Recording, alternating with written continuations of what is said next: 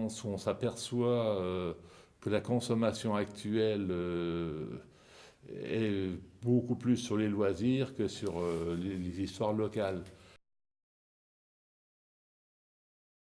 Je souhaiterais plutôt en faire un musée pour que les générations à venir puissent connaître ce qu'étaient les anciennes industries et ce qu'était le travail vers 1900. On a un exemple quand même qu'on a été voir avec Étienne, des gens qui se sont mobilisés avec une petite association dans un site qui est beaucoup moins bien adapté que celui-ci, puisqu'il était beaucoup moins important. Et ils essayent de le développer, mais c'est vrai qu'ils se donnent beaucoup de mal. Alors, mon père était féculier, il tenait la féculerie d'Urbache. À l'époque, les féculeries des Vosges, la plupart, avaient le logement de fonction qui était incorporé dans l'immeuble. Ce qui fait que j'ai été bercé par les bruits des tamis, de la râpe et compagnie, donc j'ai des souvenirs de sortie d'école avec les chariots de pommes de terre. C'est le moment qu'elle allait prendre la pulpe de pommes de terre sur les tamis pour nous faire des beignets de pommes de terre.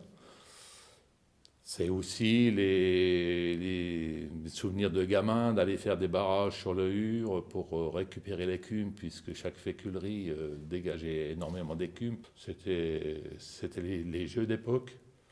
La féculerie était toujours en bordure d'eau pour le problème d'une force hydraulique, ce bruit de l'eau était quand même, pour moi, relativement calmant. Un jour, mon père me relatait ça, justement, quand il vidait les sacs.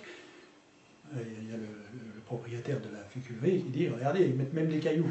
Puis mon père m'a dit « Ils en mettent même plusieurs, ils entendaient les cailloux qui sonnaient en train. »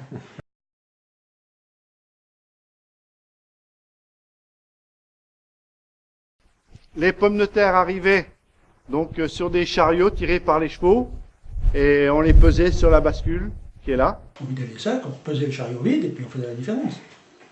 Puis on repartait. Ici, on avait des énormes trappes et on basculait nos pommes de terre donc dans la cave qui se trouve juste en dessous. On aperçoit au sol des rigoles qui servaient donc pour apporter les pommes de terre vers la râpe. Donc à l'entrée des rigoles, on faisait couler de l'eau en abondance. L'eau s'évacuait vers la râpe. On avait une chaîne à godet à l'entrée qui nous élevait les pommes de terre dans une machine à laver.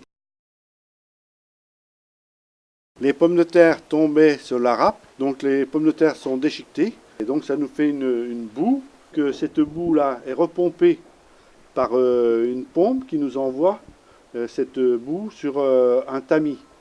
Ce tamis-là est arrosé avec une eau de source et il est secoué. La fécule passe au travers du tamis, elle tombe sur une table en ciment et on a un chenal qui va nous conduire vers les bacs de décantation.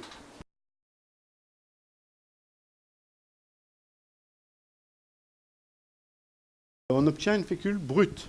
Donc si vous voulez, on va la repasser dans un tamis beaucoup plus fin, c'est un tamis de soie.